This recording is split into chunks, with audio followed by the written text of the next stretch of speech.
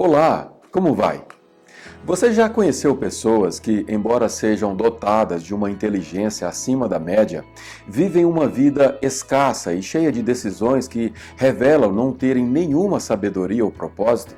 E você já conheceu pessoas simples, muitas vezes até sem estudo ou muito pouco, e que, embora sejam desprovidas de uma inteligência acima da média, vivem uma vida que revela propósito e sabedoria? Sim, essa é uma das curiosidades que levam os especialistas dessa área a deduzir que a maioria de nós utiliza apenas 5% do nosso real potencial. Isso significa que estamos lutando com 5 contra 95 para alcançarmos uma vida plena, cujos propósitos nos trariam satisfação e recompensas que a maioria de nós jamais experimentará. Eu sou o Reinaldo Ferreira e hoje vamos entender os motivos que levam a maioria das pessoas a não saberem o que estão fazendo nem para onde estão indo. Vamos lá? Conta-se uma história que havia um gerente de uma grande fábrica. Vamos chamá-lo de Sr. Mário. O Sr. Mário, no caminho que fazia para o trabalho todos os dias, parava sempre em frente a uma joalheria que tinha na sua fachada um relógio bem grande. Ele olhava os minutos e segundos daquele grande relógio enquanto acertava o seu relógio de bolso com muito cuidado. O Sr. Mário fazia isso religiosamente todos os dias, durante anos. Certa vez, o proprietário da joalheria, que observava aquela cena milhares de vezes, decidiu ir até a porta e se apresentar ao Sr. Mário. Depois de se apresentar, o proprietário comentou com o Sr. Mário que tem observado ele acertar o seu relógio de bolso todos os dias por anos. O Sr. Mário então ficou feliz em compartilhar que ele era gerente de uma grande fábrica ali do lado e tinha como responsabilidade acionar a sirene às 18 horas em ponto para encerrar a linha de montagem e não podia correr o risco de errar no horário. O proprietário então fez cara de surpreso e ficou em silêncio, refletindo naquilo por alguns segundos. E finalmente disse assim: "Que interessante, eu acerto esse relógio todos os dias às 18 horas após ouvir aquela sirene." Nós somos movidos por hábitos, por isso eles são tão importantes. Temos discutido esse assunto exaustivamente nesse canal. Temos falado sobre a importância de pensamentos que, para gerarem sentimentos, precisamos transformá-los em hábitos. Uma vez que, através do hábito de pensarmos coisas a ponto de nos fazer sentir, é porque aquilo já existe, que já é real. E é por isso que há um poder nos pensamentos. Poder que pode ser construtivo ou destrutivo. E essa é uma decisão que cada um de nós precisa decidir.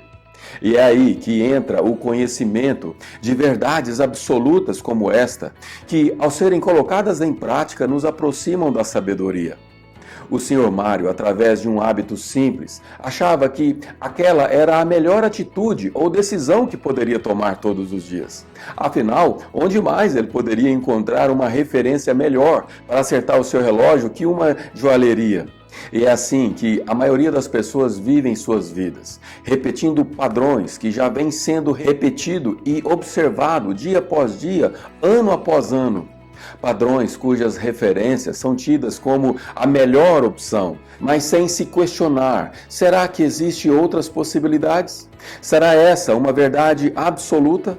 Nós somos o único ser vivo capaz de raciocinar. Aliás, se não fosse isso, seríamos idênticos a um macaco, a um cachorro, a um cavalo. Tudo que temos, eles também têm, exceto o fato de termos uma mente capaz de analisar, ponderar, raciocinar e tomar decisões que não são impulsionadas apenas pelo instinto. Nosso corpo, que é movido e formado por pura energia, tem como objetivo principal poupar energia. Por isso, ele tenta nos convencer a decidir por alternativas cômodas e fáceis, ou seja, que consomem menos energia. Isso deveria até ser algo bom para nós, mas na maioria das vezes, esse comportamento se esforça a nos mantermos numa zona de conforto. Nos induz a atitudes que devagar nos leva para longe do nosso potencial máximo e por isso nos compromete o propósito que todos nós temos. Earl Nightingale teve uma dedução muito lógica sobre o comportamento de um ser humano comum.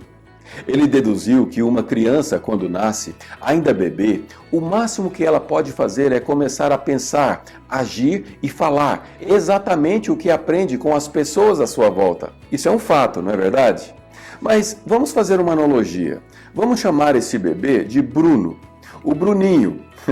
Eu gosto de dar nomes aos personagens das histórias que conto. O Bruninho, ainda que esteja cercado por pessoas boas, que o amam, que fariam qualquer coisa por ele e querem o seu sucesso, o melhor para ele, mesmo assim, as chances são de 95 contra 5 que essas pessoas não têm as respostas que ele precisa para atingir o máximo do seu potencial. Sabe por quê? Simples. Cada um de nós nasce com uma genialidade única, com uma característica específica, com habilidades e capacidades que só nós temos.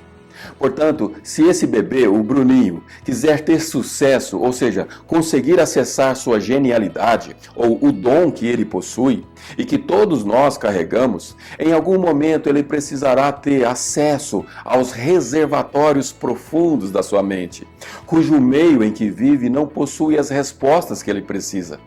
Caso contrário, as chances são que, com sorte, o Bruno se tornará um adulto que é resultado do meio que ele vive, uma pessoa mediana, ou, usando o termo apropriado, uma pessoa medíocre, cujo objetivo aprendido é buscar segurança a todo preço, poder estar sentado confortavelmente num berço esplêndido, num ambiente seguro, de uma zona de conforto que seu corpo tanto busca e que é tão desejado por aqueles que o amam.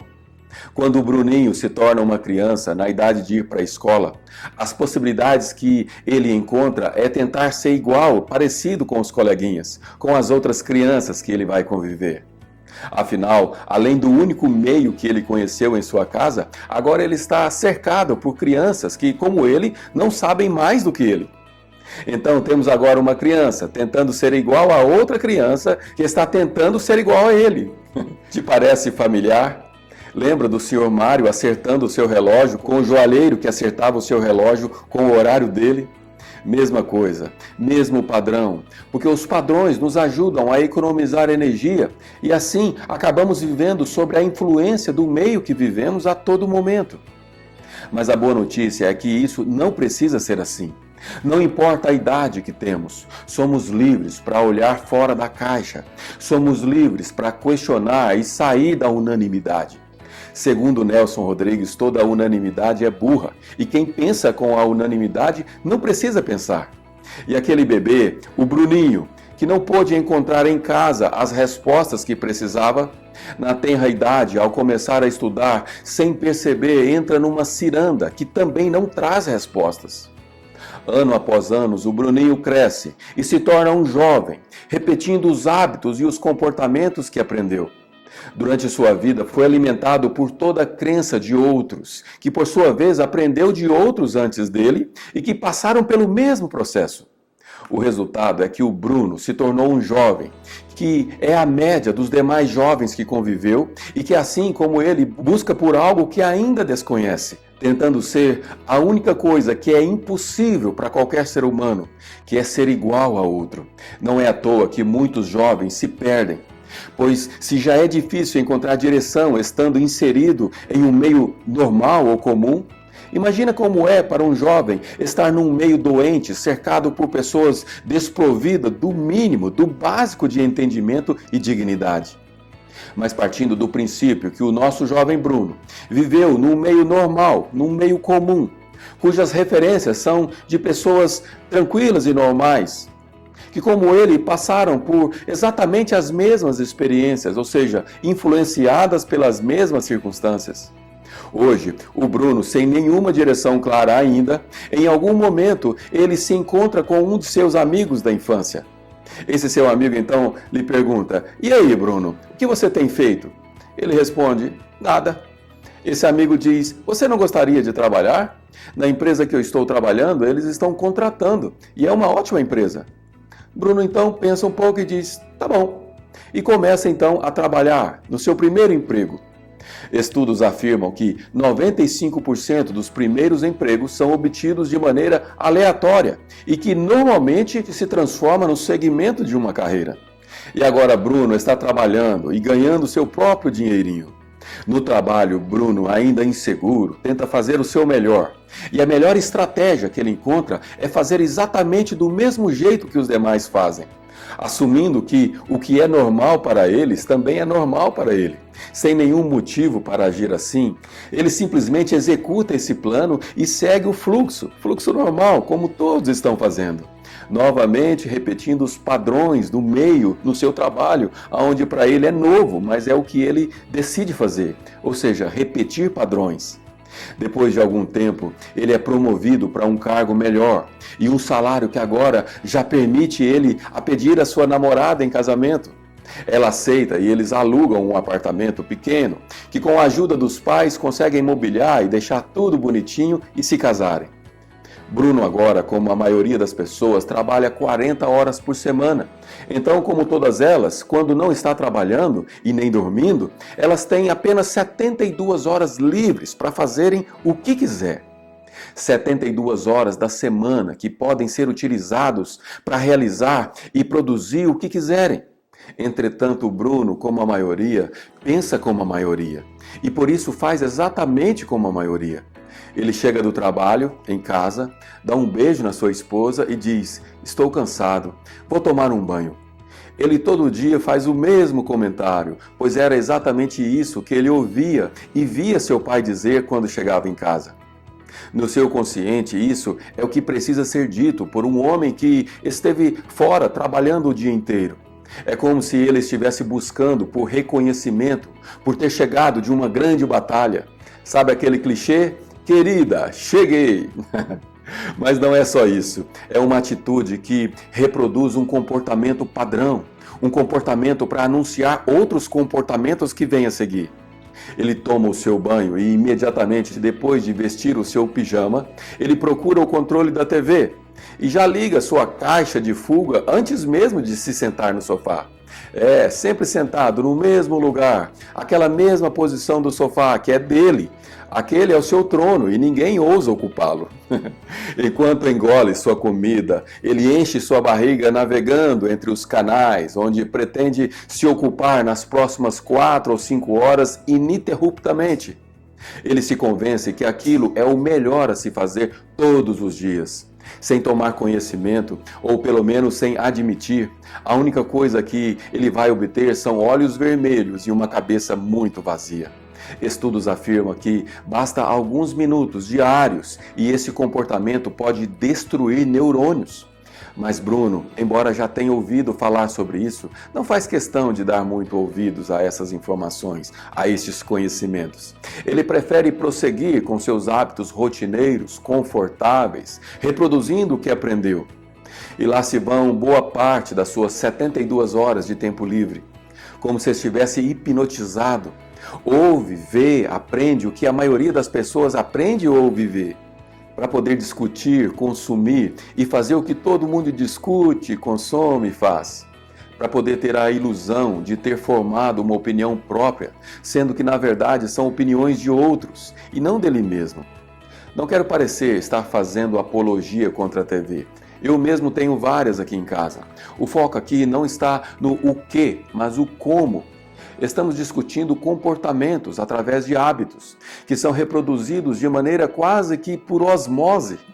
Comportamentos que reprimem e que limitam, que desperdiçam o nosso escasso tempo e causam prejuízos cujos danos não podemos nunca compensar.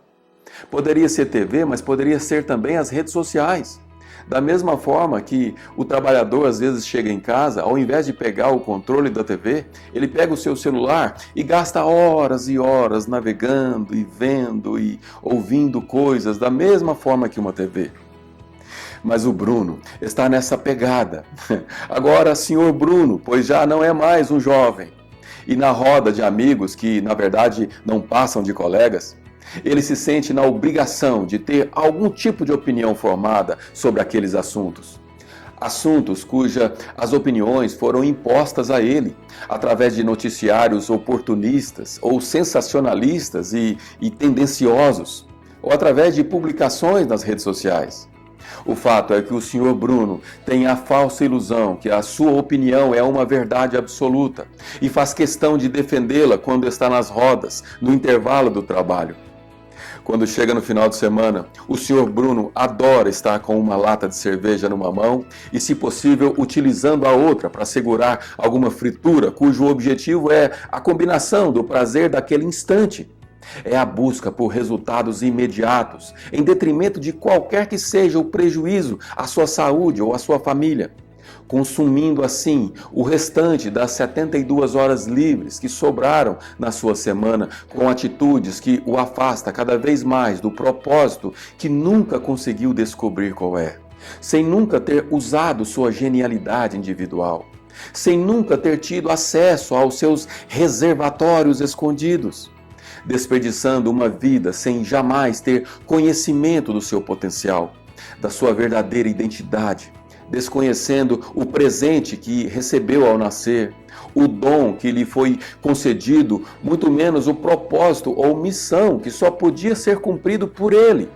É nessa fase que a maioria dos homens e mulheres também se encontram frustrados.